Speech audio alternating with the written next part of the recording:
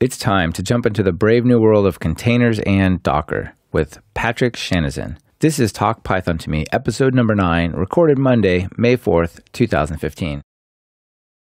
I'm a developer in many senses of the word, cause I make these applications, but I also use these verbs to make this music. I construct it line by line, just like when I'm coding another software design. In both cases, it's about design patterns. Anyone can get the job done, it's the execution that matters. I have many interests, sometimes it conflict. My creativity can usually be a benefit, but sometimes it keeps... Hello and welcome to Talk Python to Me, a weekly podcast on Python, the language, the libraries, the ecosystem, and the personalities. This is your host, Michael Kennedy. Follow me on Twitter where I'm at mkennedy, and keep up with the show and listen to past episodes at talkpythontome.com. This episode we'll be talking with Patrick Chanezon about Docker. Before we get to Patrick, I'm really excited to tell you that this episode is brought to you by CodeShip.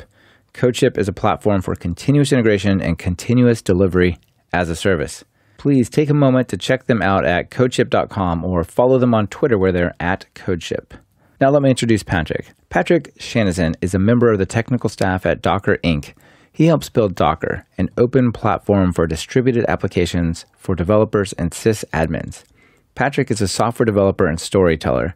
He has spent 10 years building platforms at Netscape and Sun, 10 more evangelizing platforms at Google, VMware, and Microsoft.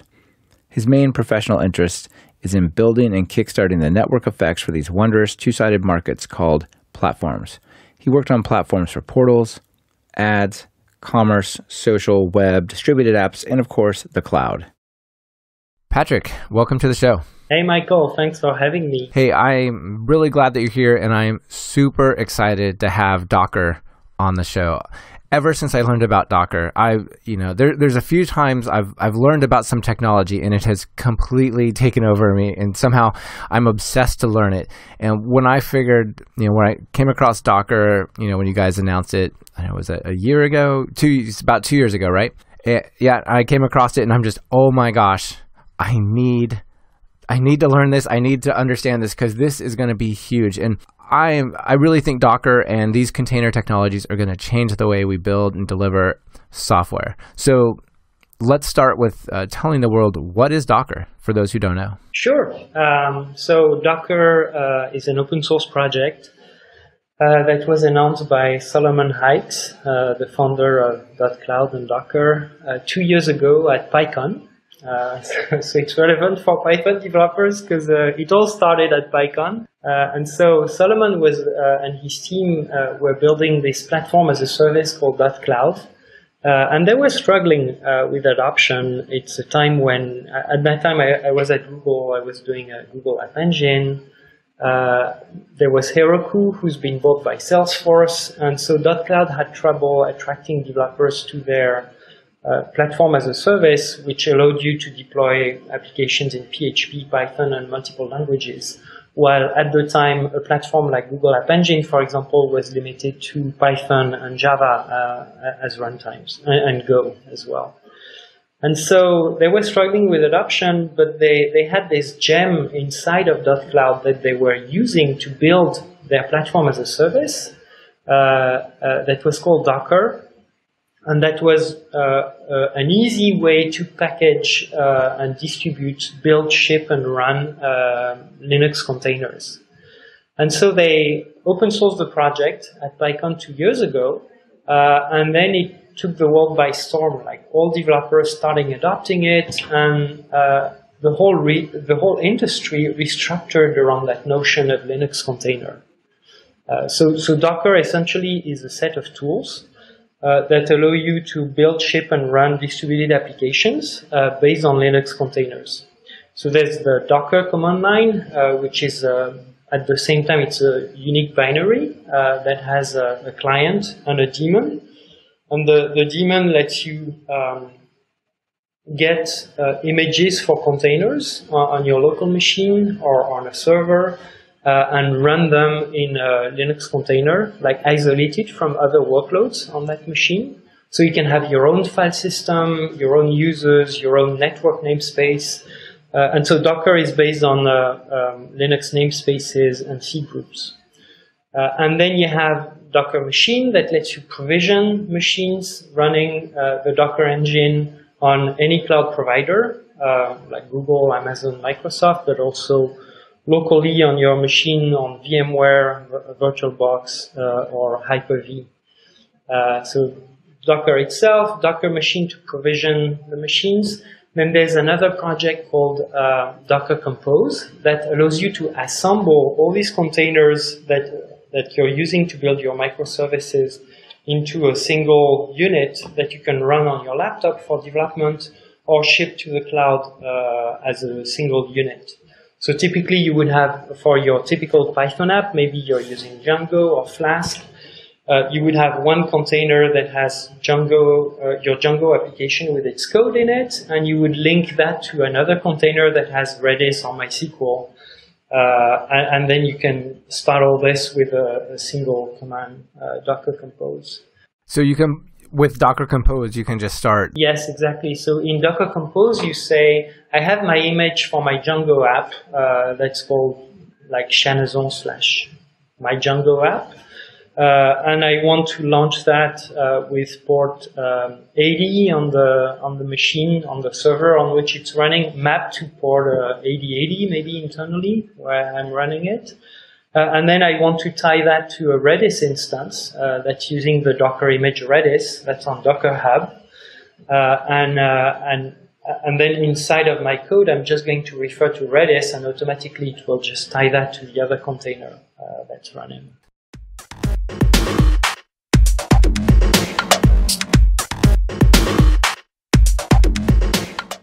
CodeShip is a hosted, continuous delivery service focused on speed, security, and customizability.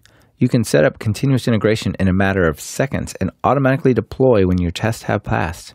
CodeShip supports your GitHub and Bitbucket projects. You can get started with CodeShip's free plan today. Should you decide to go with a premium plan, Talk Python listeners can save 20% off any plan for the next 3 months by using the code TALKPython, all caps, no spaces.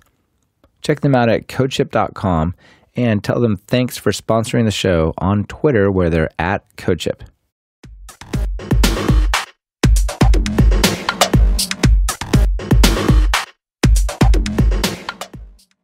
So before we get into the details of how we run all that, it's interesting that Docker kind of grew out of what was supposed to be kind of a larger project, right? A platform as a service company, if you will. That was how you guys were trying to internally achieve greater density for your hosting. Yeah, that's exactly right. And the notion of running Linux containers has been around for a really long time. Or actually, containers themselves have been around for a long time with FreeBSD jails. In the 2005, there was already the notion of Solaris containers in Solaris. So that notion of containers existing for a long time, and that's the way Google is running its workloads inside of Google data centers, using Linux containers for isolation in order to be able to run workloads with a very high density, because it's using Linux or operating system virtualization, operating system level virtualization, as opposed to running on top of virtual machines. Right. So I think that's a super important difference or distinction to make between these containers and virtual machines. So if I create a virtual machine, maybe it's a couple of gigs for the file system and the operating system and all my data and everything I've done to it. Maybe it uses 2 gigs of RAM when I start and stop it. It's got to boot up like a regular machine. It's a big blocky thing. How big are these Docker containers? Yeah, they can. So Docker containers compared to virtual machines can be much smaller. They can be big as well, but usually they're much smaller. And another advantage they have over VMs is that the image format for Docker images, they are layered. So you build a layer, you can say, I'm going to inherit from the Ubuntu layer, and then I'm going to install Python on that, and then I'm going to use pip to install my requirements on that. Each of these instructions generates a different layer, And when you're using the Docker pull to pull the image or Docker run to run that image, what it's doing is that it's looking in its local cache to see, oh, hey, I have Ubuntu already in there. So I'm just going to download the image that adds Python to it and then the one with the requirements for my app. So there's an additional density in terms of storage as well that goes with it. While when you're packaging your app for a VM, you're just building that monolithic VM image with everything from the version of Linux or Windows that you're running in there, the full operating system, plus your application code and packaging. And every VM you start has all these data. While if you're running like 10 different Python applications packaged as a container on one host, you would have one time the data for the Ubuntu VM, that's your base, and then maybe one layer for Python, and then small layers 10 times for the requirements and the code base for your Python application. So the images are lighter, and what that means is that they download much faster. Another aspect is that at runtime it's much faster. So starting a container once your image is cached locally just takes like a few milliseconds. While, as you know, to start a VM, it takes a good like 20 to 30 seconds in good cases. Yeah, that's really amazing, and I like the layering concept. So every layer you add brings you closer and closer to the specific type of operating system and environment you need for your app. So at first, it's just Linux, and that could be anything. Yeah. And then it's Linux plus your version of Python, and so it's a little closer. And then maybe it's that plus Nginx, and then it's a little closer, and then it's that version of Linux plus Python plus Nginx plus all the packages your web app depends upon, and then finally maybe it's your code. And so you can use every one of those layers as a building block to create new ones and things like that, right? Yeah, it's very composable. So once you have started, once you have created your base layer, anybody in your team, or if you make it public on Docker Hub, can inherit from that and add their own stuff. Or you can go up in the chain of inheritance of layers and say, oh, I don't like the official Python layer. I'm going to see what operating system they're using to run it, and maybe I'm going to create my own. So you can branch off at any time. It's a very flexible system that gives you total flexibility. And at the same time, to me, the big differentiation is that the speed aspect to it, the fact that downloading images is much faster because images are layered, and starting a container is like 10 times or maybe 100 times faster, depending on the cases.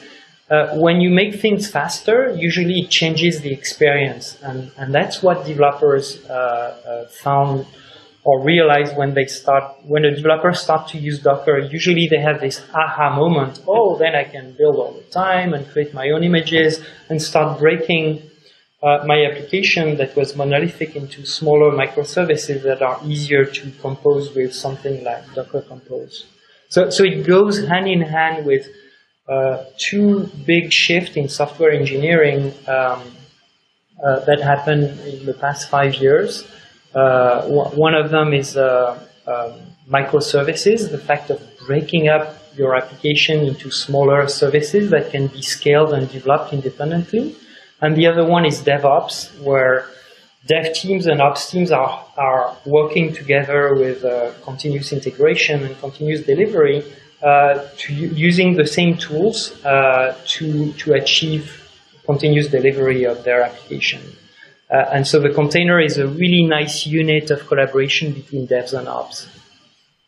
I think you're right that the size makes that really even possible to some degree. I mean, so let me give you my mental model for the DevOps story, and maybe you can tell me how I have that slightly wrong or improve on it or whatever. So in my mind, I'm thinking there's some developers building their app, and probably they have some kind of continuous integration set up where, you know, they check in, some automated build happens, some tests run, stuff like that. So I could build, instead of just running my code directly, checking in and running my tests directly on the build server, I could create a container, and when I do a check-in, the build server could actually create one of these containers, push my code into it, run that code in that actual container environment. And if I'm happy, maybe I could automatically push that out to some cloud provider. And the thing that's actually running is the thing I tested and built locally. Yeah. So there's no sort of environmental differences or anything like that. It's just that is the thing. I can actually ship almost the infrastructure. Yeah, I think you got it right. One of the things I would add is that this kind of factoring out of applications into microservices works really well for people who follow the 12-factor app manifesto that Heroku published a few years ago, where you try to build your apps as stateless as possible. You run data services in a centralized way. And then you configure the connectivity between different between different microservices with environment variables. And so typically what would happen is that you would run locally as a developer on a single box with a test MySQL container that has a volume attached with test data in there. And then when you just got pushed to a build server, the build server deploys that into a cloud QA environment where automated tests are deployed, and then there the container would be tied to a test MySQL database that maybe is maintained by operations. So this is where the split between dev and operations happens, where the devs specify all the requirements that they have for their app in the container, and then the ops are providing the right plugs to the right services in different environments. And then eventually you would push that to production, where typically there would be a sysadmin that would decide, hey, this build is ready to go to production. I'm just going to trigger the fact that in production the image is going to be pulled. It's the same image that I had on my dev box, but there it's configured to go to my production MySQL cluster. That's really amazing. So how do I deal with persistent data? I've got this, let's say I create one of these Docker containers that contains like MongoDB. MongoDB has to have a data store somewhere on the file system.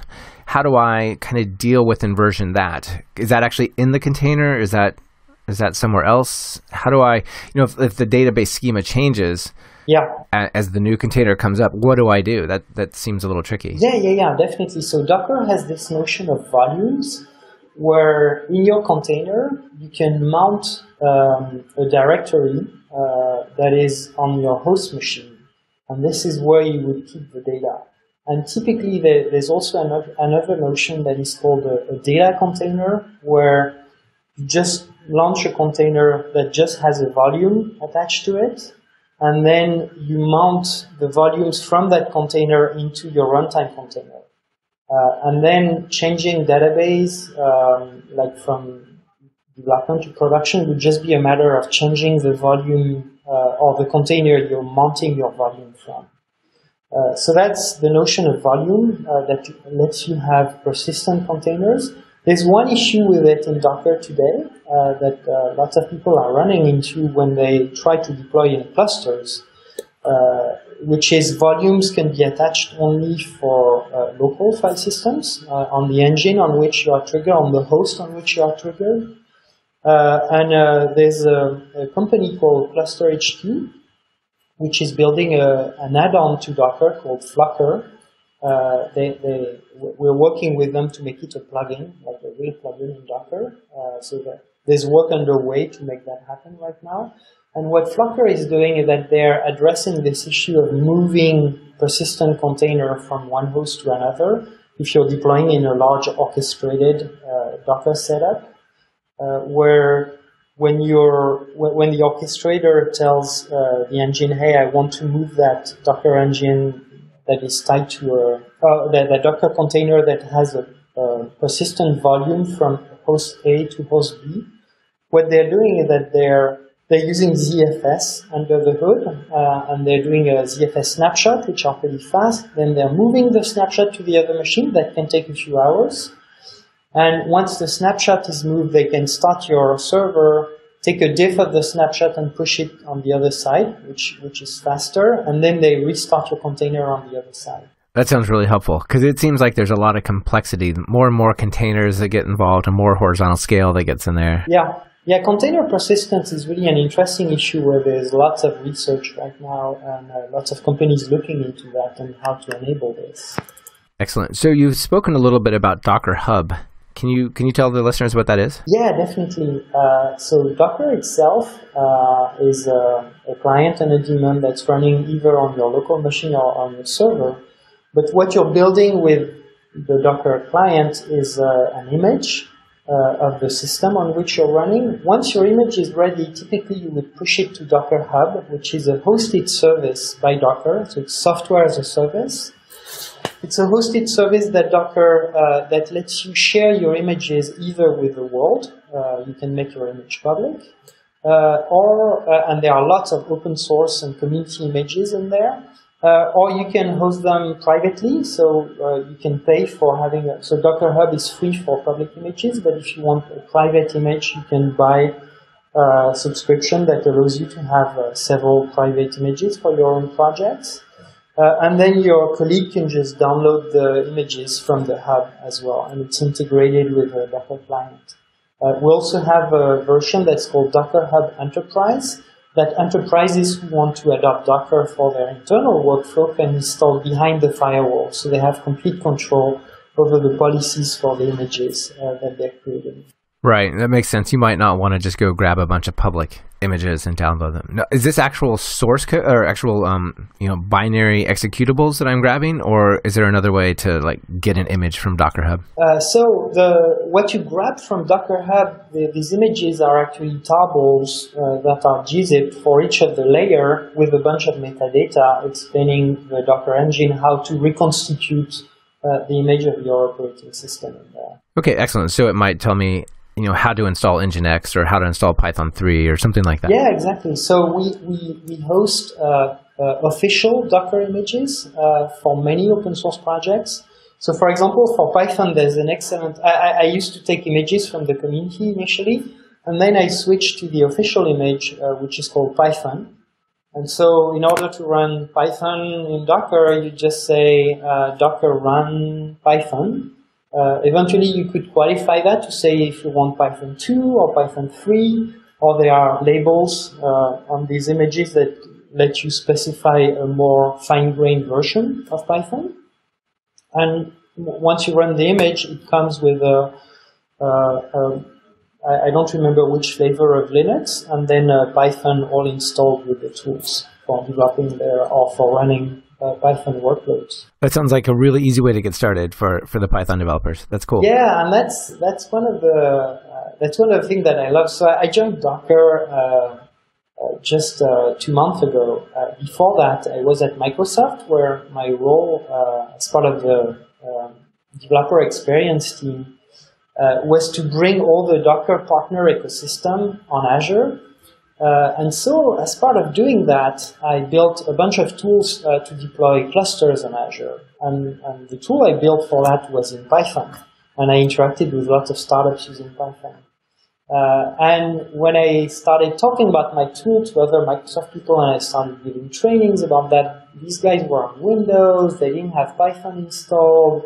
They said, how do I run that script? And in order to make that easier, I just bundled all my script in a Docker image, and I just told them, hey, you just run that image and you have Python 2 installed, all the requirements for the tool that I built, like the Azure Python SDK, all pre-installed, and you don't need to install anything. It's just a Docker run away from running. That's really cool. It sounds like an interesting world to live in, working with a lot of the Windows stuff. And actually, one of the things I kind of like to talk about in a minute is the Docker view from different operating systems. I mean, if I'm on Linux, it makes perfect sense. It's kind of like a Linux thing. I can run Docker right on Ubuntu, things like that. Yeah. But if I'm on, let's say on my Mac, what do I do there? Yeah, so on a Mac, you can download an installer from docker.com. So we always release all our versions on Linux, Mac, and Windows. And so you download that installer, and what it's doing, because the engine relies on primitives in the Linux kernel, it needs to run on Linux. And so we have this tool that's downloaded as part of the installer that's called boot to Docker, that starts behind the scene a VirtualBox VM running Linux, where the engine is installed, and then you run the client on your Mac, and your client is targeting that VirtualBox instance. And then by changing the environment variables, you can just target, instead of targeting your local machine, your local VirtualBox instance on your Mac, you can target a box in Azure or Google Compute Engine or Amazon. So that's pretty easy. Yeah, in terms of operating system, one of the things that I'm super happy about that happened, that was launched a few weeks ago, and that was announced at the Build conference last week from Microsoft, is that Microsoft really bet heavily on Docker, and what they've done is that they have contributed a lot of code to Docker, so that now the Docker client runs on Windows. So you can run the Docker client and then target Linux machines. You can use boot to Docker on Windows as well. So you can run your Linux workloads on Windows with that and develop.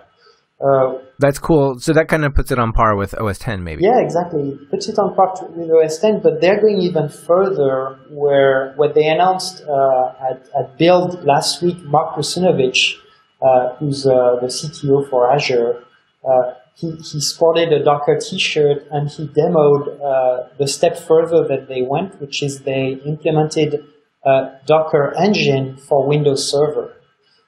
So that's really a big news. Microsoft liked the Docker workflow for devs and ops so much that they wanted to give that to Windows developers and Windows sysadmins. So they modified Windows Server so that to have the same isolation primitive that exists in Linux, and then they implemented the Docker daemon in terms of that. So that's not out yet. They just gave a demo last week. But it's going to ship with the next version of Windows Server, and there will be a preview this summer. So that means that you'll be able to develop .NET applications running on Windows Server inside of Docker containers, which means that for developers and sysadmins in enterprise who are typically working half and half with Java and .NET, they'll be able to just deploy or to build their microservices in the technology that fits the best. Yeah, it's really cool. I'm glad you brought that up. I was watching the Build conference last week as well, and just for the listeners, because of time shifting, we're recording on Monday, May 4th, and Build, I think this was announced last Wednesday, so 4 or 5 days ago. And one of the very first things they announced at the entire conference was your CEO, Ben Golub, coming out and saying, from Docker, saying, look, we're working with Microsoft doing amazing things, and we started out maybe trying to bring it on par with OS X, but the Microsoft guys wanted to go even farther and actually add features to Windows, the OS, that would allow it to have containers for its operating system and its processes, because until this moment, there was no possibility of something like Docker on Windows for Windows apps. Yeah, it's pretty incredible. So, to me, that means now we have the two major operating systems that run software and the servers in the data centers, both supporting containers, both working with Docker. And that's a huge boost for you guys, right? Yeah, it is. It is definitely. And I think it's very good for the Windows ecosystem as well, because it will bring them the same kind of tools that Linux developers and admins have been enjoying for a long time. And it really allows for more dense workloads on your servers and in the data center. Yeah, that's really cool. So the DevOps story just gets way better over there, I think. Yeah, exactly. So I'd like to talk a little bit about Python with you. But before we do, what do you think the future holds for Docker and containers? Where are things going in this whole world? Yeah, so we have DockerCon, which is our big conference that's happening in June. And one of the things we've been working on, as I explained to you before, Docker takes care of a lot of aspects, but it still needs to mature in lots of areas. And especially when people start putting it in production, there are lots of needs that are still unfulfilled by the tool. So one of the big aspects that we've been working on recently is to make it pluggable. So we're working on a plugin model with people like Weave, who are building virtual networking or Cluster HQ who are building portable volumes so that they can run as plugin in Docker Engine, and so that you would be able to define networks for your containers that span your own data center and maybe Azure and Google, or like 2 public clouds. So that's on the Weave side, and on the Cluster HQ side, it's like moving volumes from one to the other. We're also working on making sure Docker machine lets you provision Docker daemons everywhere. There's been lots of improvement to Docker Compose. And also, one of the big topics that's happening right now is once you start building all your apps as microservices running in containers, the next step is how do you orchestrate them? And I have a whole deck on that I send you, where there's at least 6 or 7 containers in that space. Again, as I used to say, the whole industry reorganized around this. Before, people were building platform as a service, and that whole industry refocused towards orchestrating Docker containers. So the unit now is the microservice package as a container. And in the orchestrators, you have Docker Swarm, which is one from Docker itself. So it's a native orchestration solution that works multi-cloud.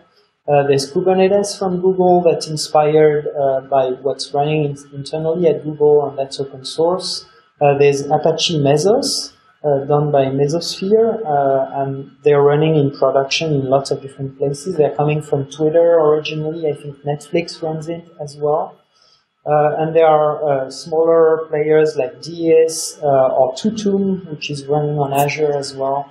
So there's lots of activity in that space of Docker container orchestration. Yeah, that seems like where the real challenges lie. And if that gets easier and easier, then, the sky's the limit. So that's amazing. Yeah, on the Docker side, we're trying to make the whole experience easier. Like with machine, it's like one command to provision new machines in different clouds. And then it's integrated with Swarm, so you can say, oh, I want all these machines to be in a single cluster. And then with Docker Compose, you can say, oh, I want to, or there's the start of an integration where you can say, my app that's composed of multiple services, please deploy that to that Swarm instance. And then it will just provision it in the right place in the cluster where there's some room. So we're really trying to make the experience much easier for developers and sysadmins. Cool. Yeah. The more you guys encourage and make it easy to break our apps into small little services, then the challenge becomes linking them together, right? So it sounds like you're doing some great work there. Fantastic. Yeah, and one advantage I would have to add that there is to this microservice approach and that Docker enables is once you start breaking your app in microservices, you can start innovating in terms of what language and platform you're using for each of the microservice. So as opposed to being stuck, for example, with a Django app running in Python 2.7, and you made that choice and there's some legacy code that cannot be ported to Python 3, you could say, oh, I just break my app in 10 different microservices, and for this microservice, I don't have any legacy, I'm going to write it in Python 3.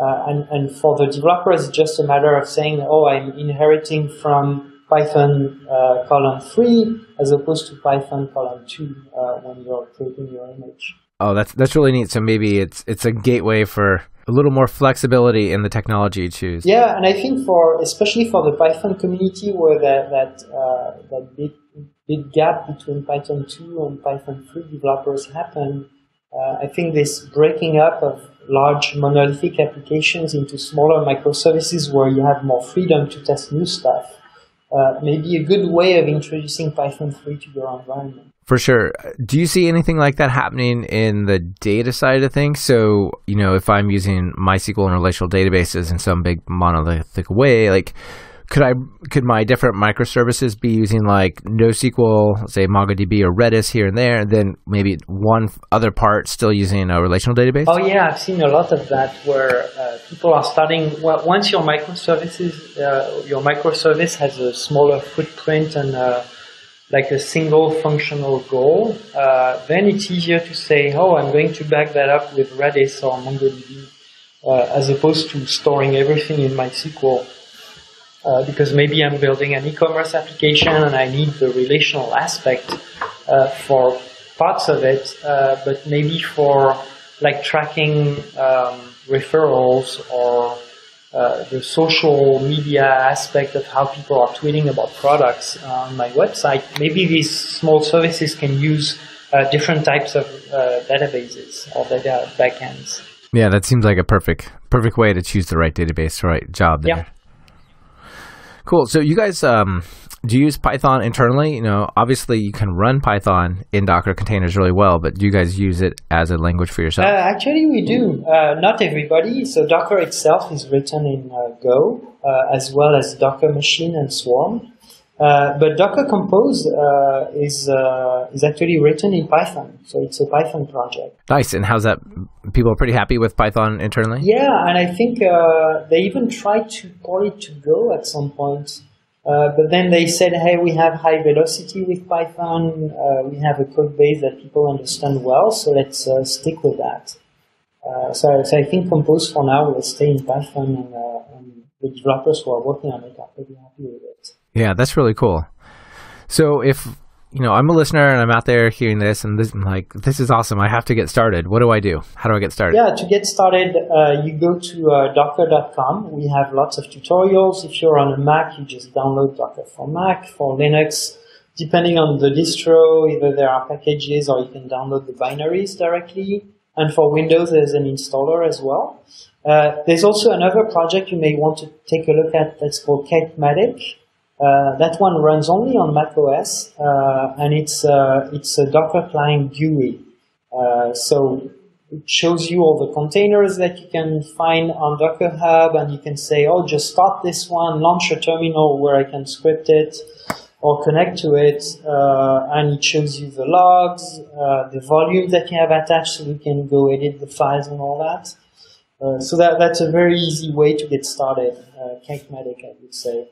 And else? Yeah, I have Kitematic installed and I enjoy it. It's nice. Yeah. It's clean and it works well. Yeah, there's lots of stuff to add in there, but it's really a good start and it's very easy to get started. Excellent. So I think it's probably a place to call it a show, Patrick. What else would you like to add while we got a chance to talk to everyone? I mean, thanks very much for the opportunity. I really encourage Python developers to go take a look at that. To me, one of the angles that's the most interesting for Python developers is giving you the portability for your customers to run your code anywhere without having like a complicated environment to set up. As long as they have Docker, they can just start your app package as a container. And the other angle that's, I think, pretty important is starting to introduce Python 3 microservices into your app. If all your apps are packaged as containers, it just doesn't matter. You don't need to set up complicated environments. It's just a change of the label in the from directive in your Docker file to start using Python 3. I am very excited about Docker and this whole container world, and I appreciate you taking the time to share it with everyone. Thanks, Michael. You're welcome, Patrick. Bye. Bye. This has been another episode of Talk Python to Me. Today's guest was Patrick Chanezon, and this episode has been sponsored by CodeShip. Please check them out at codeship.com and thank them on Twitter via @CodeShip. Don't forget the discount code for listeners. It's easy. Talk Python, all caps, no spaces. Remember, you can find the links from this show at talkpythontome.com/episodes/show/9. And if you're feeling generous, please check out our Patreon campaign at patreon.com/mkennedy to contribute and support the show. And be sure to subscribe to the show. Visit the website and choose subscribe in iTunes or grab the episode RSS feed and drop it into your favorite podcatcher. You'll find both at the footer of every page. This is your host, Michael Kennedy. Thanks for listening. Stating with my voice, there's no norm that I can feel within. Haven't been sleeping, I've been using lots of rest. I'll pass the mic back to who rocked it best.